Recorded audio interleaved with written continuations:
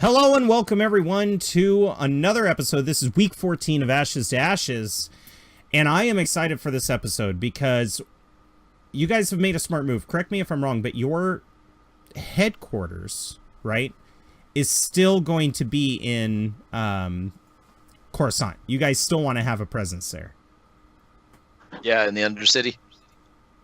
But you are planning to leave the planet, so you still get to go see stuff, but now know that if ever somebody's brutally injured or the ship is, you need to lay low for a while, feel free to come back. And I like that idea. Most people don't set up a home base. They use their ship as a home base, but when their ship is in trouble, they're in trouble. So props to you guys. We're going to tackle a dinner. Very important dinner for Grod. I imagine since it's a Hutt dinner, I'm actually going to have Grod describe what kind of event it is so that we get an idea. I'm not going to do it for you. But I want to go around the table and give some introductions and shout-outs.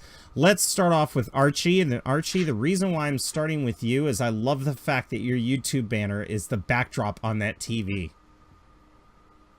I love that. That is legit. How you doing? Doing good, man. I'm super stoked to be in this, the number one game, man.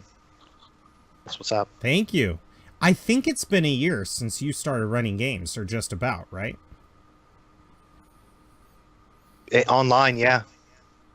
I have to say... It'll be soon or just past. I just say I'm really impressed with you in your GMing, because when I start GMing, even when I start at Ashes to Ashes, right? I watch our latest episode and I'm like, man, we got it. The synergy's great. We have an audience, so we have confidence. And then I watched the first episode, and it was literally the first time anyone had used Skype or XSplit in the Tides of Change Facebook group. It revolutionized many other groups, like the D&D 5e group. I know Andre's mimicking it. There's a lot of people mimicking the XSplit Skype overlay system. So we started a revolution in amongst this group. But I went and watched first episode, and there were a couple times that I cringed. I was like, oh my God. We were so fucking new. I didn't go to the dice screen. Are you kidding me? They're rolling and it's still on the picture with all the webcams. And then going back to here, I'm like, man, it's improved. Well, what I've noticed about your videos, because I noticed that it was almost a year in, I went and watched your first one, and again, I'm like, Archie just has a knack for this. Like, you've grown, definitely, but your first episode isn't cringy. It actually went really well. So, props to you. Thanks, man. I appreciate it, man. We're gonna keep at it, and we're gonna keep improving, and just keep elevating the game to elevate the community, baby. That's how we do it. Heck yeah. Heck yeah. Makes me very excited. All right, now we're going to pan over to something I've been waiting for. We're going to go to Slacker Z. And I hear that your move, your new position, it's offered you with more stability. I heard rumor that Slacker Z is coming back. Yes. By the beginning of next year, we will be back.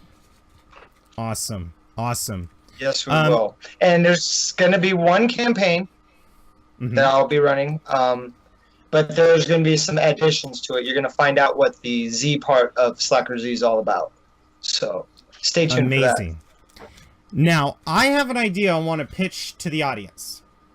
All right, I want to hear your guys' feedback. I don't want to hear Chris's and my feedback. To help keep the ball rolling, Chris, I was thinking about how cool it would be to do a 3-person panel and just talk this game system up. Things that we like about it. Just a talk show, hour-long, maybe once a month, maybe bi-weekly. But just something about the game that we noticed. And we'll have structure like Star Wars news. That's where we could talk about the new trailer to the new Star Wars, or how was the new Star Wars, no spoiler, whatever. Right. But I think we should start something. And with the revival of Slacker Z, and with you being a mod of a Star Wars group and having all the knowledge on how the game runs, I think you'd be perfect. And I would also love if Archie had time to do it, because his knowledge of the Force and Destiny book is superb. Anytime I'm needing help with something, or I got a question in my game, I'm thinking about looking Archie up. Even though I know there are other people who know F&D like the back of their hand.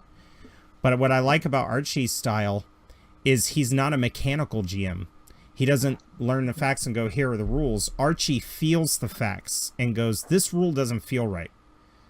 Oh, now I understand it. Or, you know, I like that, but I'm not going to do it. So, fantastic. Yeah, man, I would love to get in on that, man. Look me up for that, please. I'm in. And then we could always have a guest speaker. That's the cool thing. Yeah, I can jump in for your lore segments, your all that bullshit, man. I'll do the homework for y'all. What's well, up? I was thinking about all I'll keep three of track of us. All three of us doing the show, right? And then maybe, you know, like if we notice that there's a player that's been in a lot of games recently, I oftentimes like to go to the players. So you could go to each GM and ask him about his game and tell him to promote it, but then it just seems like he's promoting his channel. But let's say that Thomas or Nate, they've been in like 5 or 6 games recently with several different GMs. I might reach out to them and be like, hey, you want to be a guest on the show and tell me what you thought of the campaigns and aspects that you liked from each one. You know, what do you think of these guys as DMs? Because I think that would motivate the group to start looking for DMs. Or GMs. Sorry, Star Wars community. I said DMs. No! But, Chris, I'm glad you're doing well. Destiny I'm excited Masters. to hear about it. Destiny Masters. Thanks. Yep. So the first, yeah, I like that, Destiny Masters. That might have to be the name of the show. No, YouTube, if you steal it, I swear to God, I will find you. I will look up your icon. I will find you. All right. So, Chris, beginning of the year, I'm looking forward to it. Feel free to promote. If you have any visuals that you want to show, like campaign banners or anything, let me know, because I could put a blip on the screen. Yep. That goes for any of my players. If you want to promote a game that you've got that you're looking for players, let me know and pop it up. Or concepts you have. But that being said, let's move on to Nate. Nate, how's it going? As always, I am so glad we fixed your camera and sound problem. Like, it is, you are a different man from those first episodes. Yeah, we're doing good. I have to, like I said, I'm dealing with using tablets and smartphones for my connectivity. My computer's crap, so I'm not. It doesn't look bad. It actually looks great. The stream is constant. But I think my favorite part about it is there was a lot of miscommunication between everybody and you because of the sound. Like sometimes we wouldn't hear exactly what yours. Now that there's clarity, it seems like your character has been included and role played with a lot more, which, you know, is awesome. I love that. I love when every person has an equal part to the story, and I love Kier to death. Every time I look at him and I look at his little character portrait, I'm like, he's just a solid character. Like, totally makes sense why he's working in a machine shop, you know, and then like that classic Arnold Schwarzenegger movie where he's the retired commando but is still freaking huge, and then like somebody kidnaps his daughter for something that happened years ago. Because I think it's, have you noticed in every lots of Arnold flashbacks movie, for this guy. Right, every Arnold movie he runs around and explains what he's doing to people. I don't know if you noticed that, where he's like, trying to find my daughter. Then he runs over and he's like, we got to get the chopper. I need a car. I have no weapons. You're a kid. Where's It always seems like he's got to let the nearest person know. He's an IRL streamer before they were big. He's just like, yeah, people, I need to find a helicopter. Yeah, I'm going to go check this over here. All right, so with the joking aside, though, Nate, it's nice to have you here, and I'm looking more as Kier gets into this group. We're starting to see some bonds start between the characters, which you know will get you extra XP if you complete them. So excited to have that. But the man I've been looking most forward to talking to is Grod, and I'll tell you why before Grod starts. We had 2 tie changes that tied. Lucius is going to find out about a race that has a 10 million credit winning pot, whereas Grod is going to find out a secret. Now, all of you in the groups know what that secret is, but I'm going to leave it a mystery for the audience that didn't vote or didn't see the post. But it has to do with your family and the past with the Hutts. And even though we thought it came to a close, it turns out another Hutt has picked up the tab. So is this really going to close the chapter for Grod, or is this going to get him in more shit? What do you think, Thomas? And how are you, by the way? Doing good. And I'm looking forward to this, because I think as a player and as a character, the more shit, the better. There you go. Basically, you know, the more fun you have, the more things can go wrong. And when things go wrong, that is fun. Or at least reminds us of how mortal our characters are, like our Stent and Kessel. I think I designed that a bit too gulag-ish, because it definitely was a depressing part of the campaign. Oh, for sure. Alright, so, with that being said, are you ready to start this, Grod? Let's go for it. Grod, where are you on... Oh, shit. I just remembered something. We need to roll Destiny. And I have this gut feeling that it is not going to go for me today. So let me... I'm going to take us to the rolling page. Let me clear out my Destiny. Man, I have so many handouts now that my Destiny dice roller thing is way at the bottom of the list. There we go. Alright. Clear pool. Update. Bam! The players are updated. If you're not, just hit sync with GM. There you go. So. Boom. Okay, I was wrong. What the heck? I'll tell you what the heck. My webcam stepped out of place.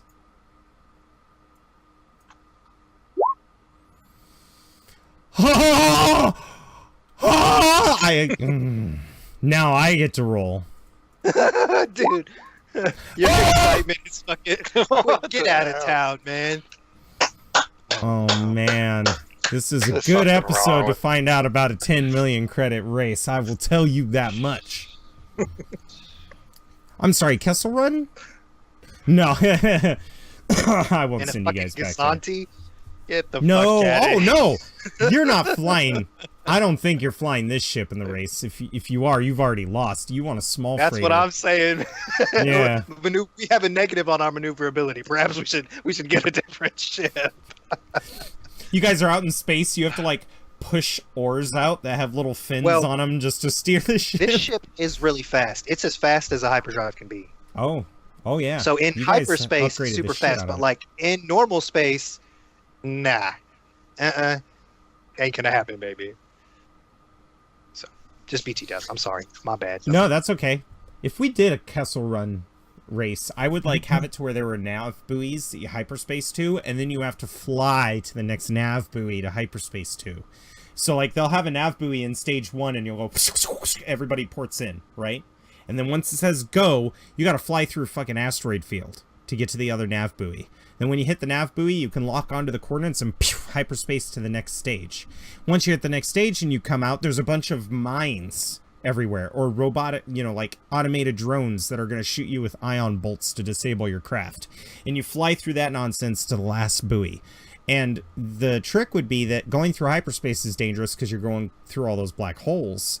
But then the little safe zones, you have an obstacle that you have to cross. So it might be interesting to see that come to fruition. So you have read the books, man. That's totally that. Remember that race Nope. I told you about?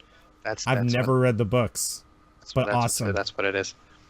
Awesome. Actually, You're I a got the idea genius. from Great minds think watching... alike, baby. I watched Barker's campaign with Andre, where he had the race with where shit, I forgot his name. I forgot his character's name. But Michael Barker, when he was early on, he signed up for a race that Lando was like trying to help him with. And then the Empire showed up to kidnap him and he was like, nope. Anyway, not a point at this point. We're just going to move on. So I have all the dark side. Grod, what are you doing on the ship? Where are you on the ship? And what are you doing the hour before it is dinner time? Grod is in his quarters, probably going over his equipment, making sure his guns, are all oiled and all the mechanisms are all working. Basically, is anticipating a fight at this dinner.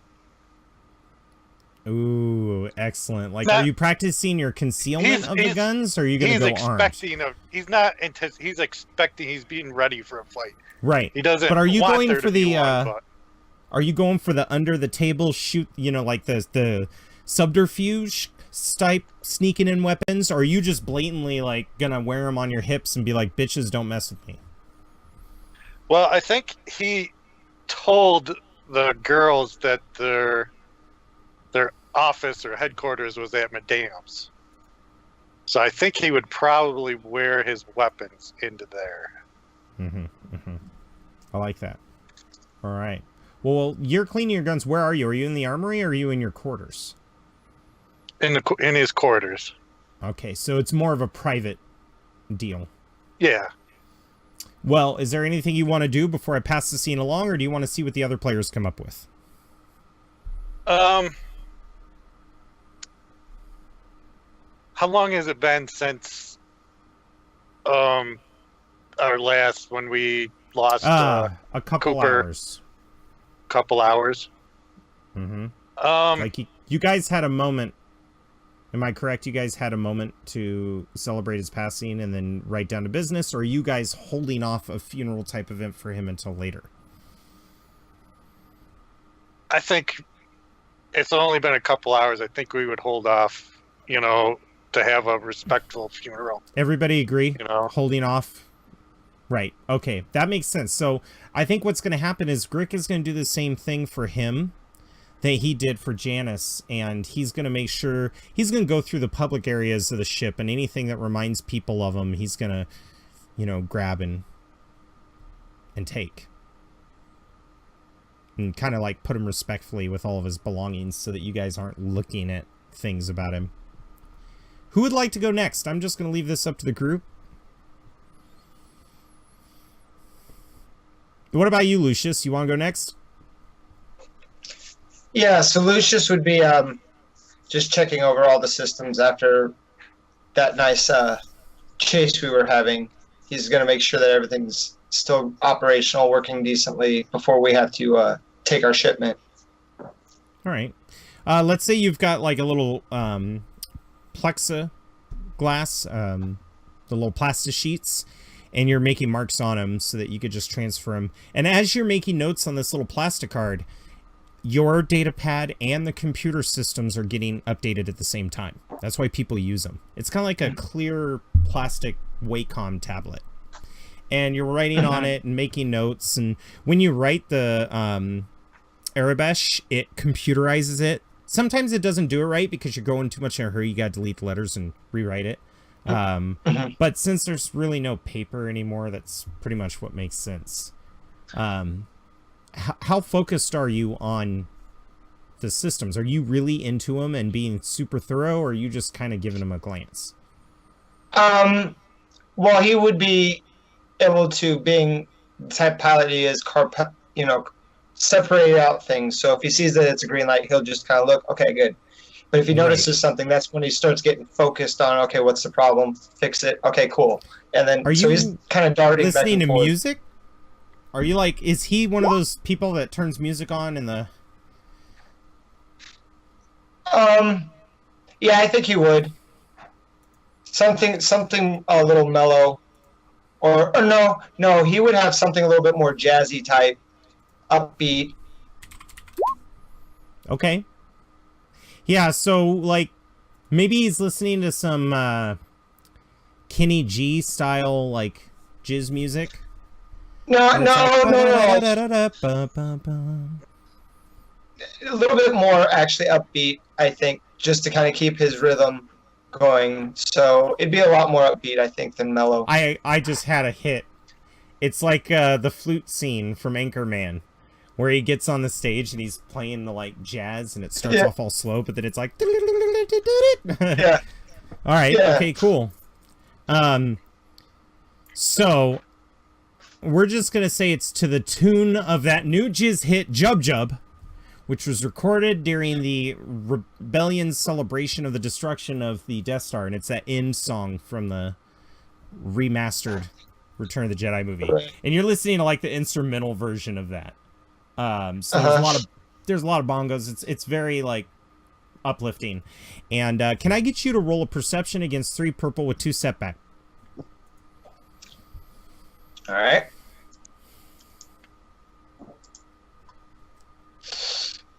Oh, you know what? Did I say 3 setback and... No, I said 3 purple, 2 setback, right? Okay, hang on. There we go. Upgrade the difficulty, please. Already. Well, I've got them all, so Yeah. it's kind of like when you get $7,000 and you just blow the money. Okay. Oh. It's a threat. Mhm. The threat is that you hear something behind you, but it's too late. A vibro knife is pressed up against your Adam's apple, and it lifts it up, like lifting up the tissue, right? Mhm. And a hand comes by and pulls your head back, and then you feel a soft breath on your ear. And Paris says, "You need to be more on your toes." Damn, I thought it was somebody got the drop on me. I did. And then she kisses you right below the ear and then bites the lobe playfully and then whips the knife away and puts it away. And so everything good here? So far so good. Just a little bit of trouble, a couple circuits pop, but easy fixes right there. Travis is helping me out pretty efficiently here. Well, I'm kind of bored and lonely and the crew is in mourning, so if you don't mind, I'd rather hang out with you. I know how to do this. Is it okay if I help? Sure, yeah. If I may Speed say, this up. sir, I really do not think we need her assistance in this matter. But if you would like privacy, I can leave. She Yeah, grins sure, at Travis. you. Take a little bit of a break.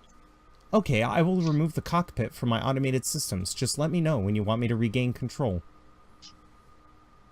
All right, thanks, Travis. Of course. And he removes control over the cockpit, and she smiles and slaps your ass, and then starts looking over all of the consoles and taking notes and making sure that everything's jiving. She's getting into some of the systems to make sure that the frequencies are right. We're going to pan over to Archie. Oh my god, I swapped Kier and Grod's webcams. I'm an idiot. All right, we're going to go to Archie real quick. Archie, where are you and what are you doing? Okay. Over the past 2 hours, I've been in my room burning an incense, meditating, trying to clear my mind, and I have been successful. And so, right at this moment, 2 hours later, after that, and before the meeting, I go to my desk from inside the bedroom, and I sit down at the desk, and I get to work. And I'm recording messages. I'm going through data, collecting data off the HoloNet and saving it in the computer for study over to Trip, and just finishing up all my last minute stuff. Trying to clear my mind with work, or put my mind to work, and take it because we're running low on time, Right. before we leave, and I know there's still stuff that has to get done. Do you mind if I ask you a question real quick? Yeah, go ahead. If your daughter were to see you meditating, and she asks you if she can do it with you, would you have done it with her? For sure. I think she would. I think she would tell you that she's grieving. She feels responsible. It's all her fault. He died, It's all her fault. Okay, If well then she would not have helped Tarkin, he would have never gained control of the station in the first place. I'm gonna just let me jump back a second, and because during my meditation I was focusing on the lightsaber crystal and the lightsaber that I ignited during the battle first, and that crystal came from when she was being tortured on Kessel. That's where I got it. It was the one that she found. It's like basically her crystal. And so what I would do is I would have us both focus our force together and and levitate it and focus on that to focus our meditation. And I would ask her, if Cooper's death was your fault, was the torture, was everything that happened to you on Kessel and before, my fault or Cooper's fault, and make her realize the futility of try to make her realize the futility of trying to place blame, because that's not going to help her. That's not going to come to anything. I think that makes sense to her, and she does find peace with that. And helping you, like once she's focusing her mind on something, I think you're starting to realize that she needs something to do on the ship. You need to give her a job, an official job, because her focusing on doing something, you realize that she's very task-oriented. And maybe you didn't know that because of how she's been developing without your guidance all this time. But I think you're starting to realize she's very task-oriented. Maybe I'll give her the job I was going to give Asha And what's and that? put her in charge of basically contacts. So if we, get a lead on somebody needs this resource, get it marked out, see where we can find those resources at, and just get the business side of things in motion. That way, I can have shorter lists of decisions to make. And I don't have to Maybe put that's in all actually a that work. job they both can do. Yeah, I mean, she Yeah, might need 'cause some help. there so might be a Asha lot. could help. Right. Yeah, I'm sure there's a lot. And it would also give your wife and Sarah some bonding time. Yeah, that's a good call. With your wife losing her child, this is important. I'm going to train Sarah as well. I intend to do that, so that's happening. I think you're struggling because you're finding that a lot of her powers seem to be a residue of a stronger power and not necessarily coming from her. Yeah, I don't even really want so much to teach her to use the Force. I'm going to begin with lightsaber training the same way that I began my training. So I'll let her use the saber that we were or I was floating if she can't float it, whatever. And I'll begin her training with that. Train your body before you can unlock your mind. Right. Type of thing. I like that. But I begin her mind training already a little bit, because you have to start. Well, thank you. I didn't mean to interrupt your description. I just wanted to say that, I think that was very important to go over that before we have the scene in your office. Yeah. No, that was great. All right. So in your office, you're working, how do you feel after that interaction with your daughter? For the first time, it seems like you interacted with a student. I mean, I'm still very upset because, I haven't really had closure about Cooper yet. And, he was basically the closest thing I've had to a father. And, they're interacting with my daughter. We're going out on this dangerous mission. I could die, and then she could be in the same position that I feel like I'm in right now. So I'm still a little bit. There's still a lot going on in my head, but I'm heartened because I'm going to interrupt you right here, real quick, and say that while you're going through this, like you're having a hard time with closure, you remember something. And you reach over into the left bottom desk. You don't even know why you keep it. But you open the drawer to the left bottom of your desk and you move out some files. And when you look in there, you see a picture of you and Cooper being taken by one of the Paradise Press. And he's embracing you, and you notice that the look he's giving you is like a proud father. The look he always gives you in the pictures.